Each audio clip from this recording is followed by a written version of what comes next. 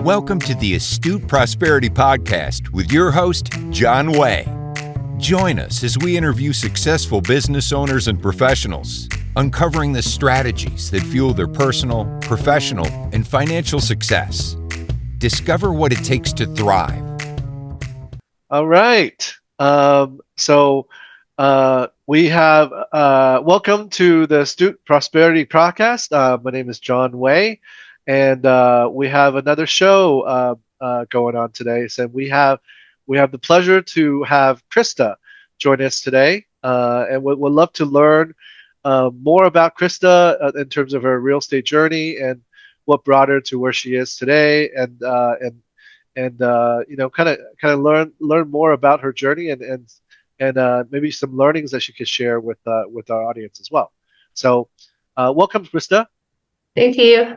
Thanks for having me. Yeah, no, thank you for being here, and allocating the time for us. Really appreciate it. So I would love to really learn more about what like a little bit about you and also what is your real estate journey? Sure. Well, I am Canadian. I grew up in Regina, Saskatchewan, and then I had a dream to be an animator. So I went to one of the top schools, which was in Oakville, Ontario, and learned classical animation, like the Disney style, flipping paper animation. And then I've been doing that for like over 20 years. And then, but even though these like shows make a lot of money, I'm currently sharing a one-bedroom apartment in Toronto with my two teenage kids. I decided recently, like within the last 2 years, to get into real estate investing. I don't really have a lot of capital to start up, so I have more of like the sweat equity that you were talking about before. So I'm just trying to figure out, and I'm learning how to do different things. And so basically, I started out with co-hosting short-term rentals, and I'm also running ads on Facebook for wholesaling single family homes. And that's basically, I have big dreams. I have plans to get into like US multifamily and even like resorts, hotels. So basically what my story is. Nice. Wow, that's really awesome. I mean,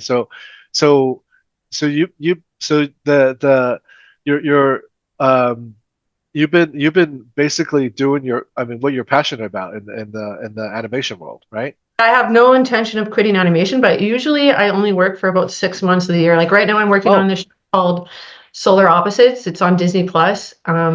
Maybe it's Hulu in the States, but it's a really popular, amazing, fun show. Like I don't want to quit my job. Like I know a lot of people get into real estate investing to quit their job, but that's my dream and I love doing it. It's just I want multiple streams of income so I can provide a better life for my family and create generational wealth and time freedom and financial freedom. Like right now, I know I'm not going to get time freedom. I'm just willing to work. Like I work all day on animation, I work at night on real estate.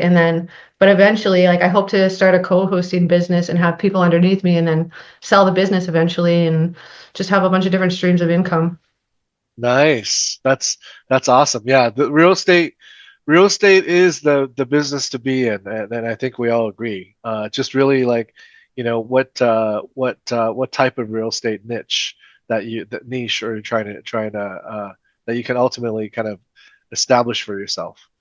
Yeah, and I chose co-hosting because it's like no capital to start. So like I originally started learning Airbnb arbitrage, but you still have to put in a lot of money to start up. So I found that co-hosting, even though you don't make as much money, there's absolutely like no capital needed to be put in. I'm only co-hosting 2 properties right now. And the first one, I took it to top 1% on Airbnb, top 1% listings. It's got all 5-star reviews. It's a guest favorite. It shows up first when you search for places in Toronto. Nice. Made over $10,000 in August, and it's just a 1-bedroom condo in Scarborough. It's not even downtown Toronto, but it's still like top 1% of Airbnb listings. Oh, that is so awesome. I'm like really good at it. So I can't wait to just keep going. Yeah. So wait, so how many of those short-term rentals or Airbnbs are you co-hosting now? I'm only co-hosting 2. I've just gotten started. The thing is like I'm not scaling very fast because I'm like right now I'm working in animation, so I'm just kind of, and I'm more concentrated on the quality. I've just been a huge nerd and like researching everything I can get my hands on to learn about it, and I just like know all the tips and tricks to like really kill it on Airbnb, like what the algorithm is looking for, how to take the photos, how to like everything you could possibly know to get ahead. I've like learned it and I'm applying it, and so I haven't really done a lot of like active looking for co-hosting opportunities. So I've just kind of been concentrating on doing really good. And then I'm done this season of Solar Opposites in May. And then I'm going to probably start really going after people and The trying real to estate find side. some. Yeah. Yeah. And is what you do location specific, or is it something that you can do like I can do it remote. anywhere? Anywhere in the world. Yeah. I was actually internationally trained to do Airbnbs. I paid $5,000 to learn how Oh, to. wow.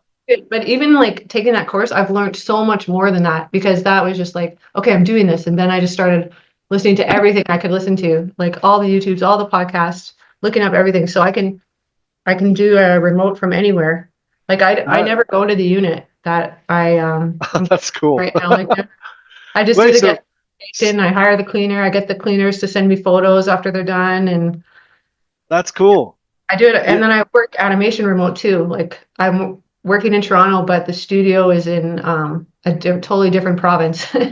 that that I, that is that's pretty like, that's pretty awesome. I mean, lifestyle work pretty much, right? yeah, In terms of what whether it's like, animation or Airbnb or short-term I worked rental. on the last Space Jam movie too, which is like based Oh, on a did you? television show. You're Yeah, in yeah, Hol- yeah. Yeah, yeah, yeah, exactly. That's where I'm from at. Wow. Toronto. That is Yeah, awesome. Wow, okay. yeah, Um, that is really neat. So in terms of like in once you like you said, and when your project is on the animation side, kind of there's a break. You are planning to kind of go spend more time in finding the Airbnbs, right?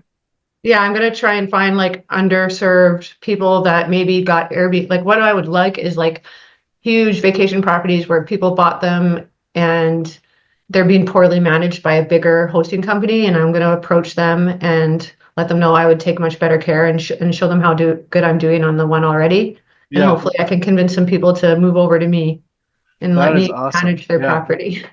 that is really And then awesome. once I have enough capital, I can start buying properties. Yep, that's right. Yep. And have you thought about like what that might be in terms of what type of properties Yeah, well, you're I wanting want to do multifamily in like hotels and resorts and stuff. And I think the first thing I would do is get a multifamily in Cleveland, Ohio, because I want to move into the US because the in Ontario compared to the US, if you buy something like $1 million property, you could take a whole zero off, $100,000 in Cleveland, and you get the same amount of rent. Like people that are Oh, buying, right, yeah. they're like cash flow negative. So, and it's only a 4.5 hour drive from Toronto, and it would get me into the US market. Yep. Because I definitely wanted to go international because I ultimately want to have like my dream. Like I'm also a painter. Like those are two of my paintings. That one's not quite done yet, but I'm working on it. But I That's want so to like cool. have Airbnbs that have my own paintings in them, and like around the world where like me and my kids could go and stay in vacation properties that are like That making is money all cool. the time, but we could also like go travel there and stay in them. See, that's that's really the ultimate like dream for some folks. Like, how they invest is lifestyle investing, right? So like based on your lifestyle, do you invest that way, that the places or types of properties that you actually go visit or go vacation in. That's really awesome. And it Not sounds kind of silly to say it because it feels like very far-fetched, but at the same time, like it's a wild enough, exciting dream to keep me motivated to keep like working and grinding, even though I don't have any cash coming in right now. Well, I have cash from Airbnb, but it's not, I'm not getting significant, rich off right? of one co-hosting one Airbnb, and my other Sure. one Yeah. started. So, and I'm Yeah. wholesaling also, but I haven't gotten any deals yet. But I'm learning so much because Yeah. that was like I got into wholesaling because I wanted to learn how to analyze properties, how to negotiate, how to talk to people, and then meet other investors because I would just be getting properties at a discount under assignment, under contract, and then meeting investors, and then they would buy it, and I would just get an assignment fee, and then they would flip it. Yep. Yep. Yep. So I don't have to Definitely. put money in it besides the ad spend. That's the I think wholesaling is the toughest part actually. If you can do wholesaling, that's a like in terms of sales skills, you could probably do a lot of other things. That's what I'm thinking too, that like it will really improve my character and my social skills because I'm like a nerdy artist, like animator, and I'm alone all the time and I don't talk to anybody. There's no reason to. So it's like you're supposed to, when you get on wholesale calls, you're supposed to like make friends with them first. And I'm just like, I'm learning how to do that because I so just like get into business right away. And it's like, you're supposed to try and find out like, why are they really selling? So that, that's very important. But I find like, but I'm practicing and I'm learning. So I'm just so grateful. And when I first started putting the ads up, I was too scared to even call people. Like they filled out a form saying they wanted me to call them, but I would still like 2 days. Like my coaches like call right away, and it's like I'm sitting there sweating for 2 days, like unable to call them. No. But Well, now that's now I'm like I can see myself improving because now I'm calling, and also I wasn't making any offers. It's like okay, I've analyzed the property, but I'm too scared to offer them because it's so low.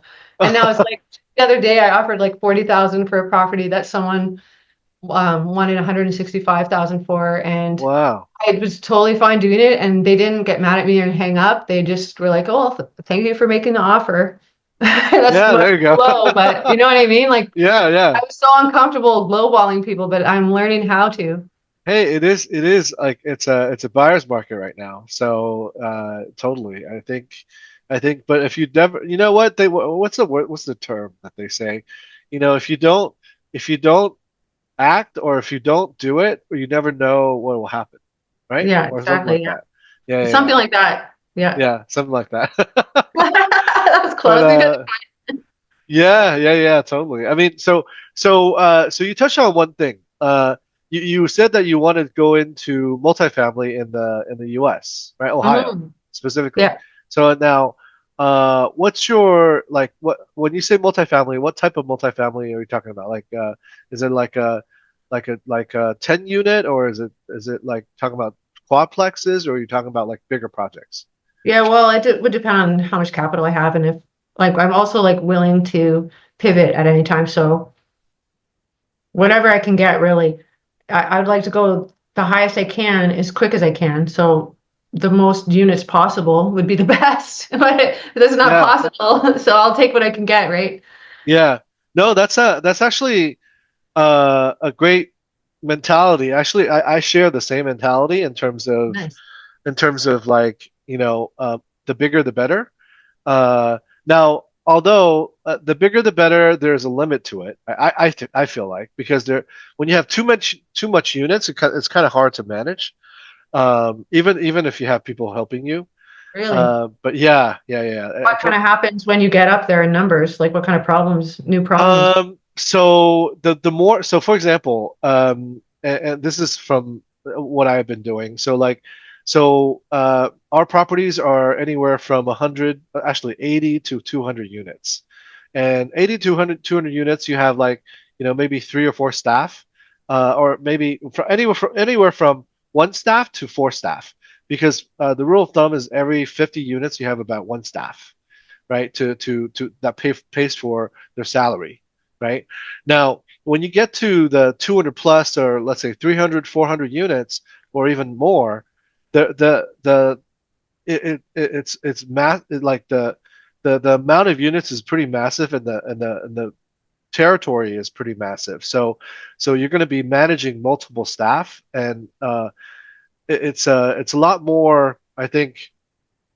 You have a lot more doors paying you. Yes, that's true. But then the thing is that it's harder to manage from a asset management perspective. Just that much more. But I think you would need to have a really well run oil system, like machine and system, to establish, so that you can kind of scale from the 1 to 200 to maybe the couple hundred more units. But definitely, like, the bigger the better. I totally agree with you. I Like hope you that get there. that's yeah, I and hope I have actually, that problem. Like, and, oh, and too much headache to have and, this. And you know what though? I actually want to challenge you to change your thinking a little bit.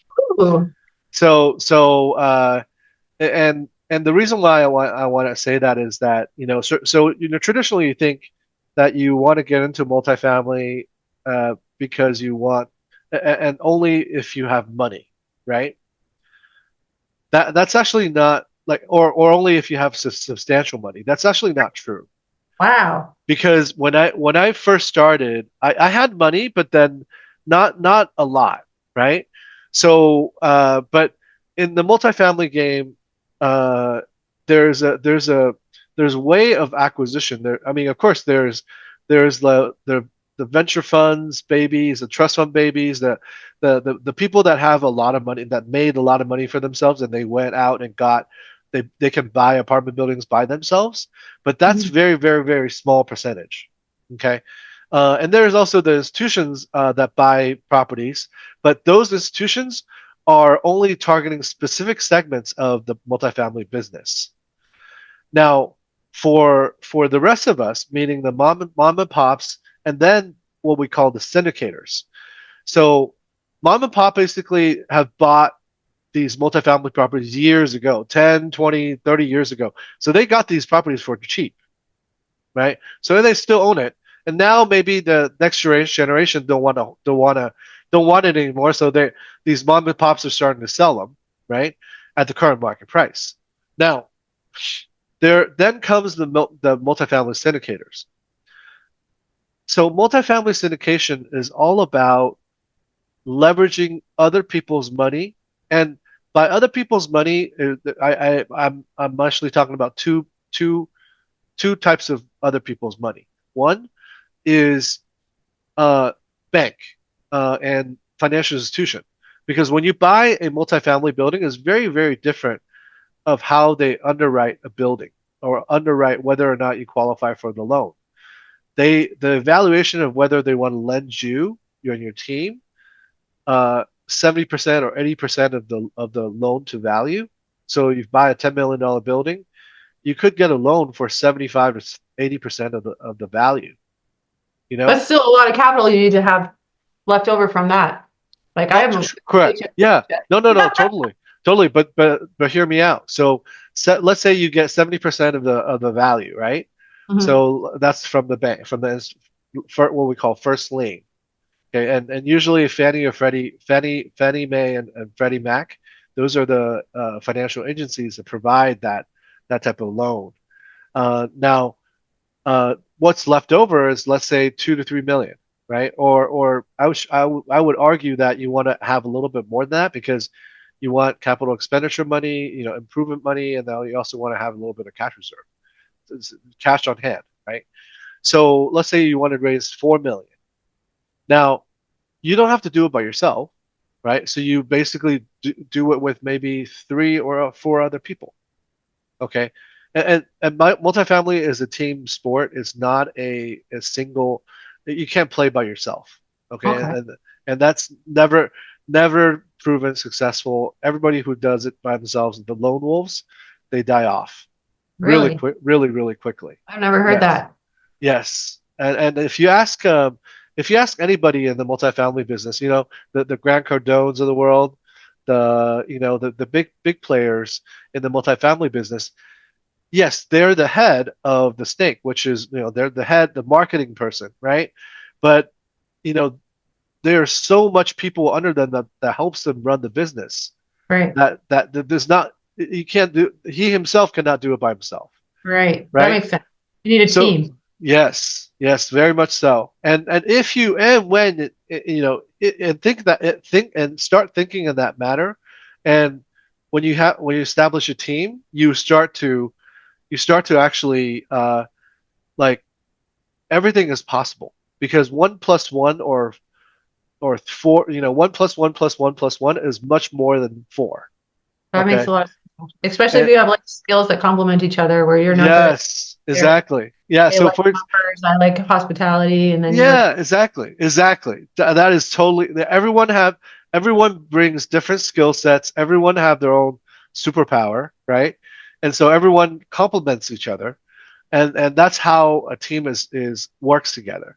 And when you and speaking about that 4 million, right? So if you each raise 1 million, like in terms of raising capital, that's you could buy that property, Yeah, but right? that still sounds like a crazy large amount of money to me. Like, how do you raise that million if you're You just like know, a yeah, totally. regular No, no, person? no, no, no, and you'll be surprised. Actually, um, I when I first started raising, doing multifamily syndication, I actually didn't. I actually was I had family here, but then I didn't want to go to my family because my mentality was like, I don't want to ask other people's That's how I feel money. too. Yeah, I don't I want to haven't ask asked my my family for friends. any money. Yeah, friends or family, like I No, I don't, won't I do don't. it. Those are the last people I want to go to. Yeah. So I was like my mental block was like I don't want to like Yeah. go to these people for money or even my friends. Like so, how am I supposed to raise this money? And so when I first started, I was it was a challenge for me to even raise like 100 or 300,000, you know. Hmm. And as time went on, like as I learned more about the business, as I did that, I was in the trenches more, and I was having more conversation with people, right? Uh, just anybody. It's more and more your mentality starts to shift in that, and actually it has to shift because uh, you would think of because if you're doing this multifamily stuff or you're doing the real estate, like the Airbnb, hosting, you're doing that full time or part time or whatever it is. That's more time than your friends or your family that spend. They don't spend time on that stuff. They don't No, spend time on the multifamily stuff. So no.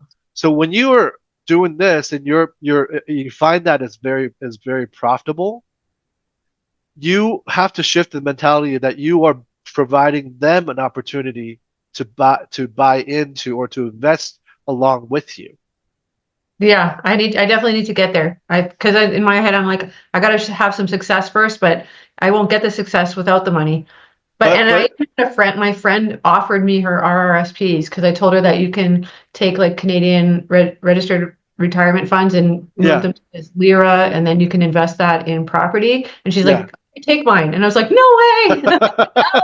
I'm like, I care about these people and I haven't done it before. Even though I'm learning so much about it, I don't want to chance their money. When you first start, well, and that's with regards to anything. When you first start, you're not going to have the track record, right? So how do you kind of leverage yourself up is leveraging others that have track record or have the experience, right?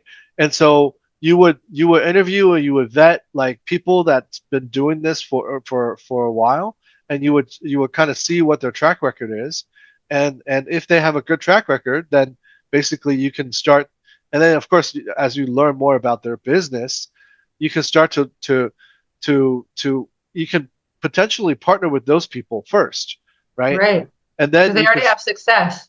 exactly. And then you can leverage their success and say, hey, this person's got a track record. They can provide you with a good return, and that's how you kind of get in the game. And in terms of like, because then when you have the ability initially, very very very initially, when you have the ability to raise capital to bring in capital besides your own money, right? You're able to bring in friends capital or whatever it is. When you're able to bring in capital equity to multifamily business, you can get some type of like equity and compensation on that, right? Yeah, As, that's really as, smart. as You're getting me excited about the possibilities now because if I was partnering with someone else instead of just trying to do it on my own, then I would feel safer with experienced people that I know are already doing it, and I'd feel more comfortable asking for money because I know it's going to be successful because I know I'm hardworking and I know I'm taking the lead from people who have a proven track record. They know what they're doing and they have success. So it's not like, exactly, hey, give me your money and I'm going to go buy a multiplex when I've never done that before. It's like, hey, exactly, these three people exactly. that have been doing this and me. So now Yep. I just have to find these crews to join in. Yes. Exactly. So that's the mentality shift, right? And then also, yeah, just you don't think of it as you yourself. Like you got to think Yeah. bigger with the team structure, with like joining teams and joining people that have experience and all of that. So that I highly encourage you to kind of Yeah, think you're down changing that my life.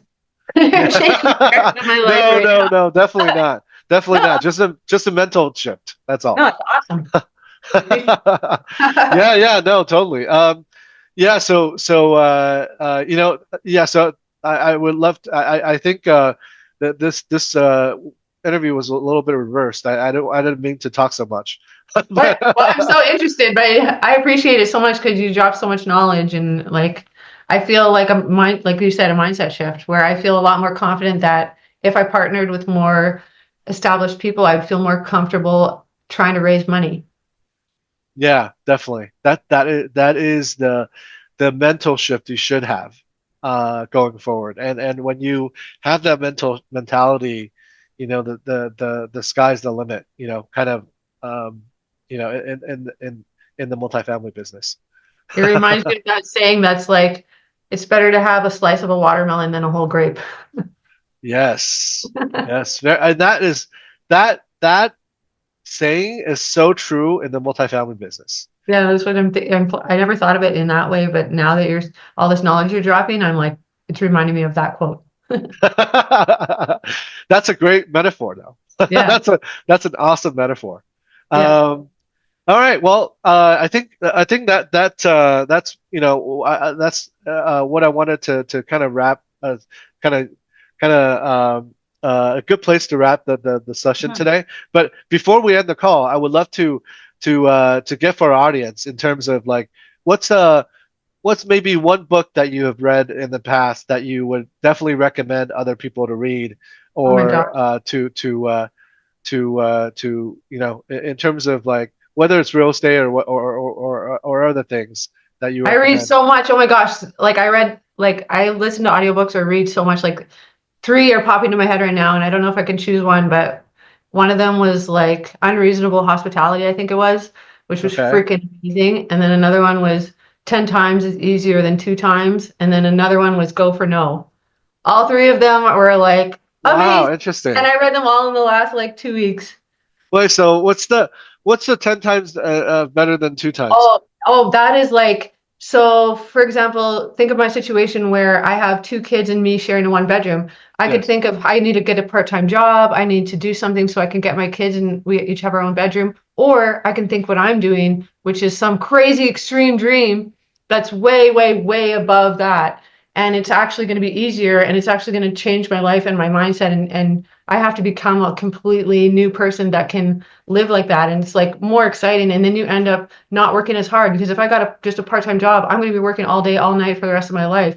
This way, I work hard right now. I learn so much. I develop into a person way more capable than I ever thought I could be. I completely change myself and evolve.